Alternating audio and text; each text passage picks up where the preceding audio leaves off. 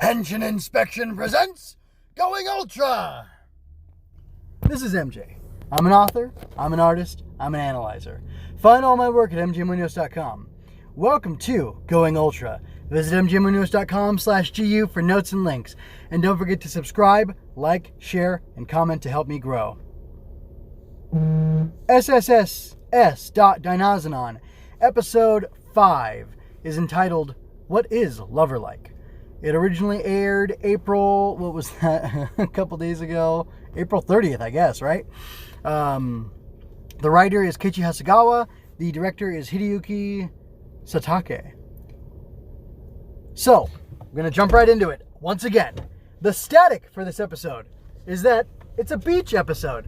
Beach/hot springs/swimsuit episodes are not my bag, baby. In fact, I wrote a best-selling book about it called Beach/hot springs/swimsuit episodes are not my bag, baby, by MJ Munoz. Look for it, okay? Anyway, the sizzle in this episode is this. The Soldier Striker combo is slick. I didn't realize it offered a ranged attack, so it was a surprise when they pulled it off to save Minami. So that was pretty cool. I mean, obviously, when they said, let's change this so we can get a ranged attack, it hit me, but still, it was a fun moment. Although I guess it was blasting fire, but doesn't Dynazenon dragon form and warrior form, whatever, blast fire too as it transforms? I think so. Yeah, so that's what I have to say about that. I do have one more thing that was really cool, that was sizzling, which was, I enjoyed all the backend stuff where the Dynazenon Four-and-a-Half are shown training and practicing. I keep saying that, and it keeps being true. It's just so fun to see. I like that they used that tactic earlier, and that it was Chise's idea. That's kind of a fun detail.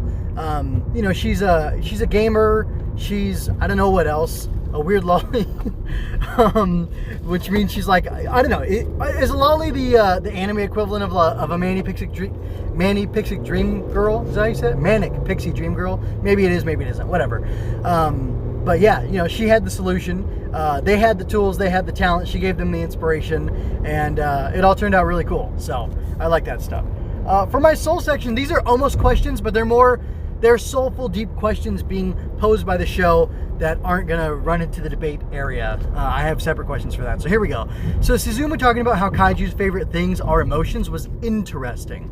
Building off of what was said before in previous episodes about kaiju, if kaiju are born from people's desires to break free from their bonds, or what holds them down, or what ties them, strong emotions would naturally flow from them. The people in those situations, and the situations themselves.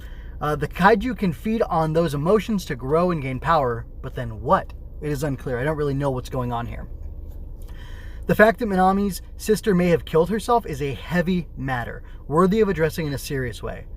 I like that they cut off the side part of suicide in the episode, or at the end of the episode.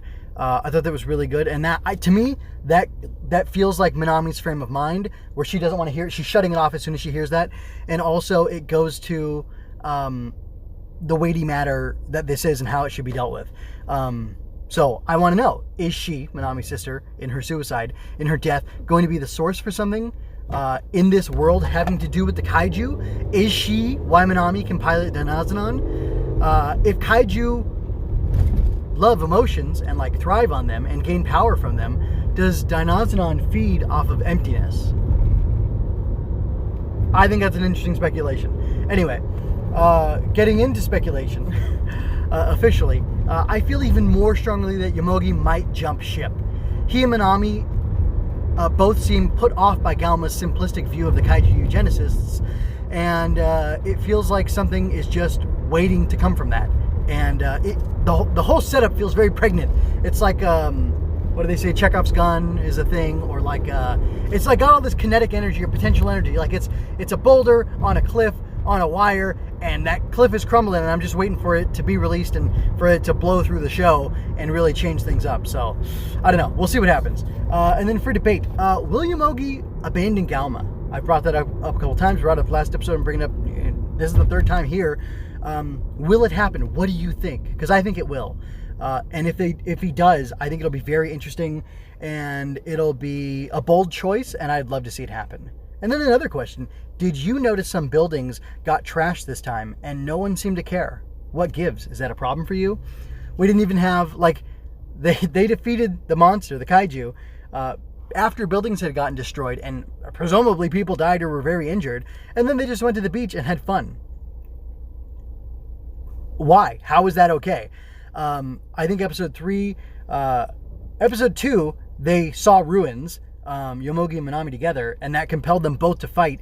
And then episode 3, she reminded him of the damage and that somebody has to do something to stop it. And that seemed to motivate him and animate him and activate him.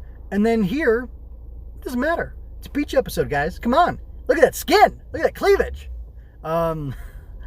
Anyway, yeah. So just the priorities are way off and it really bugs me. So that's all I have to say about this episode. I liked it fine. Like the deep stuff in it really got me going. So I'd give this like a 3.5. I haven't done that yet. But I think I'll start scoring the episode since I'm going with such a... I'm going to examine all the episodes in this format, so maybe I need to start rating them too. Give them a points out of 5 or out of 10 to say, how good the episode was. I'd give this like a 3.5 out of 5. And what redeemed it for me was the deep stuff, the stuff asking about the kaiju, the stuff about the suicide.